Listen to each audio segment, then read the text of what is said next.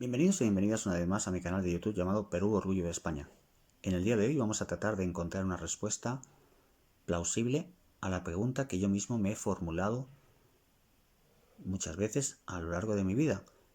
¿Por qué José de San Martín decidió abandonar el Perú en lugar de plantar cara a Simón Bolívar? ¿Fue acaso por miedo? ¿Por presión política? ¿Hubo amenazas por medio?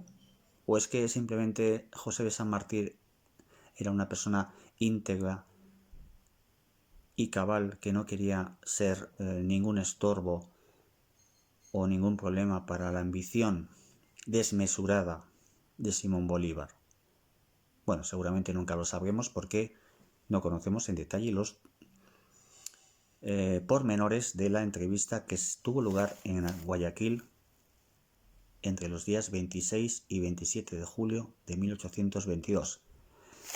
Después de la batalla y victoria de Pichincha, que liberó la ciudad de Quito, Simón Bolívar recibió una solicitud de entrevista por parte de José de San Martín. Seguramente fue un error de cálculo.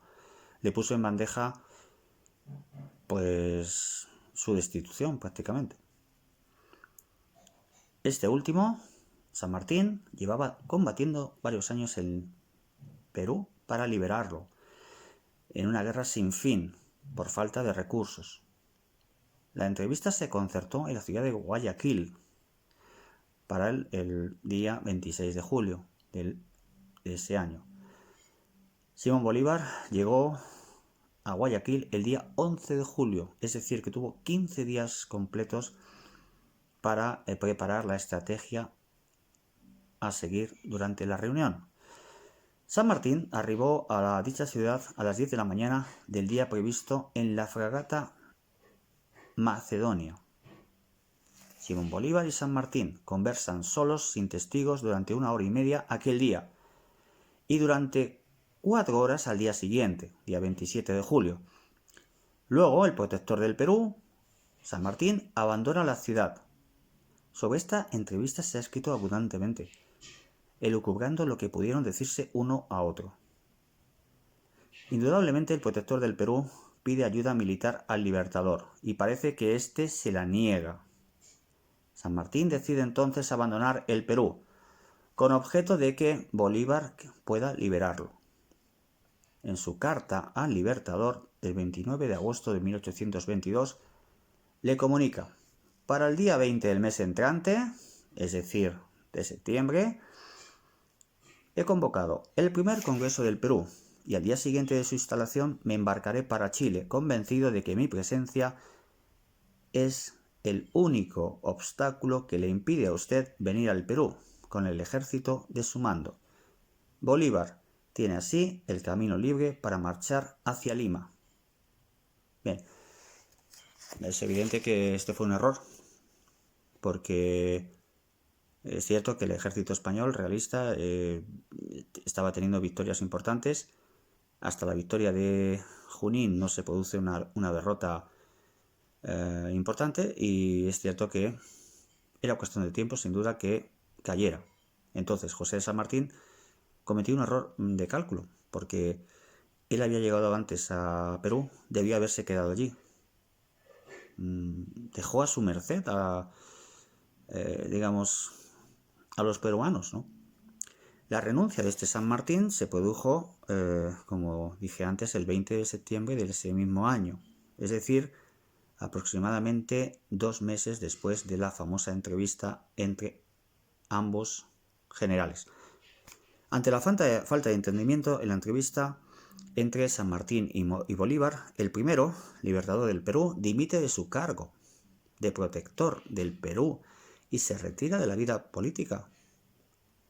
Bueno, y yo digo, qué fácil, ¿no? O sea, yo me voy, dejo a los peruanos a la merced de un dictador que seguramente él conocía perfectamente que no tenía las mejores intenciones para el país, y me mando mudar, me retiro de la vida política y ya está, ¿no? Qué fácil, ¿no? Claro, Anteponer los intereses personales a los intereses globales es muy fácil de hacer, cualquiera lo puede hacer. Pero vemos que los países prósperos son los que han luchado, han ofrecido batalla y no se han escapado a la primera de cambio para evitar un confrontamiento.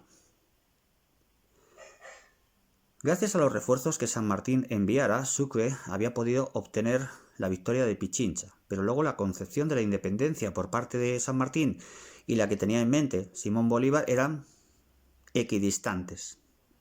Claro, lógicamente, San Martín quería lo mejor para Perú, seguramente amaba el país, y Simón Bolívar lo odiaba a muerte, y simplemente quería extorsionarlo y ser un caudillo militar e instaurar una dictadura.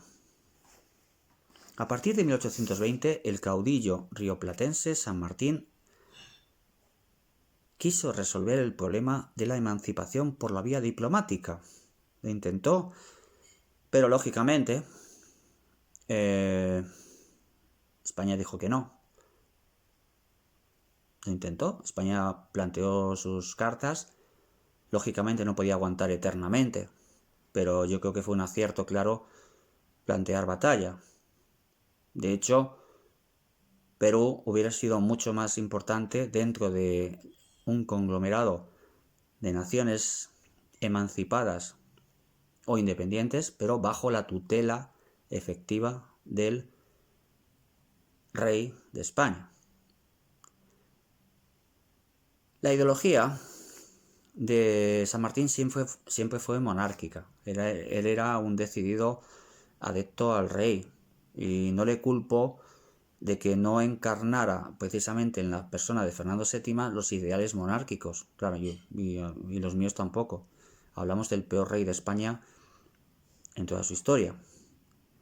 Para llenar este vacío, envía delegados a Europa con objeto de tratar sobre este tema particular.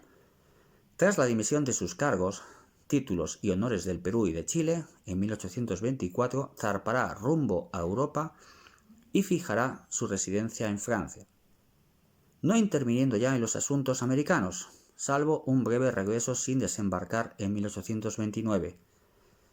Bien, fallecerá en Boulogne, en Francia, en 1850. Bien, esta figura pues me recuerda mucho a Santa Anna, ese general corrupto mexicano que regaló el territorio a Estados Unidos prácticamente sin plantear batalla. Había llegado a un acuerdo con Zachary Taylor y el presidente de la nación emergente angloamericana, James Polk, por el cual él no iba a plantear batallas siempre que se le dejaran a él mantener los privilegios personales. Bueno, es importante recordar todo esto porque sinceramente me recuerda muchísimo a esa figura. Bien, efectivamente Simón Bolívar asume el mando en Perú el día 10 de noviembre de 1823, fecha fatídica para el país. La situación en el territorio peruano es delicada en lo militar y en lo político. En junio de 1823, las tropas realistas entran en la ciudad de Lima. El presidente José de la Riva Agüero y el Congreso se retiran al Callao, donde los diputados deponen a Riva Agüero y nombran a Antonio José de Sucre como jefe de las tropas. Bien, otro caso error. Sucre presiona para que el Congreso nombre presidente al marqués de Torre Tagle, pero Riva Agüero se niega a abandonar su cargo y entra en negociaciones con los realistas. Instala su ejército en Trujillo, a donde le sigue un grupo de congresistas. Bien, las cosas no podían ir peor en ese momento. Perú es un caos, con dos gobiernos, el de Riva Agüero y el de Torre Tagle, y dos congresos, uno que está en Trujillo y otro que está en Lima, evacuado ya por los realistas. El 1 de septiembre llega Simón Bolívar a la capital con sus tropas venezolanas, neogranadinas y quiteñas, que se suman a las chilenas, argentinas y peruanas. Al día siguiente se reúne el Congreso y concede plenos poderes al Libertador para mediar en el conflicto entre Sucre y Riva Agüero. Claro error. El Congreso peruano fue cómplice de la posterior declaración de dictadura que duró más de 2 años en el Perú. Bien, el día 10 de noviembre de 1823 se le concede a Simón Bolívar la suprema autoridad en todo el territorio de la República con un sueldo de 50.000 pesos que él rechaza. Bueno, es que claro, no tiene sentido ganar 50.000 cuando puedes conseguir infinitamente una cantidad superior por otros medios. Y además se le ofrece una guardia de honor que él mismo acepta. Bueno, este hecho quería recalcarlo. La verdad es que para mí, bueno, es importante recordar la historia, utilizar sentido reflexivo y crítico. ¿Actuó bien San Martín? Lo dejo para que ustedes apliquen el sentido común. ¿Es una figura a la que se debería venerar? ¿Le consiguió realmente la independencia al Perú? ¿La libertad? No. La libertad, no. Le puso el Perú en bandeja al señor Simón Bolívar, que cuando él llegó, lógicamente, estamos hablando de que el ejército realista había combatido durante más de 13 años y aún así estaba obteniendo victorias importantes, pero lógicamente llegaría un punto en que sería imposible para ellos continuar.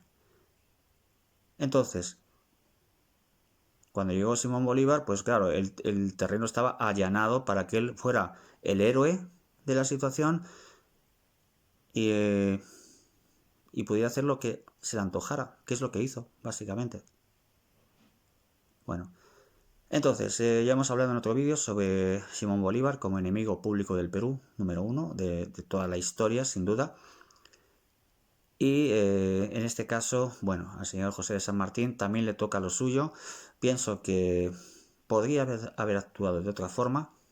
Eran tiempos convulsos, tiempos difíciles, pero ese caos precisamente lo generó Simón Bolívar con antelación, al dividir el poder entre Ribagüero y Torre Tagle. Y ciertamente José de San Martín podría haber tenido más valor, más arrojo y pensar más en el interés general de los peruanos en lugar de retirarse a una mansión en Francia. En España se critica siempre a la figura de Carlos IV, que cuando Napoleón Bonaparte atacó a la población, él se retiró a vivir una vida apacible en la campiña francesa. Bueno, pues, yo creo que este comportamiento es criticable y denunciable, y ciertamente tiene que ser recordado en la historia. Espero que les haya gustado el vídeo. No duden en hacer cualquier tipo de comentario en la sección de abajo y les animo a que se suscriban al canal para seguir informados sobre temas apasionantes como este. Que tengan un buen día y que viva el Perú, carajo.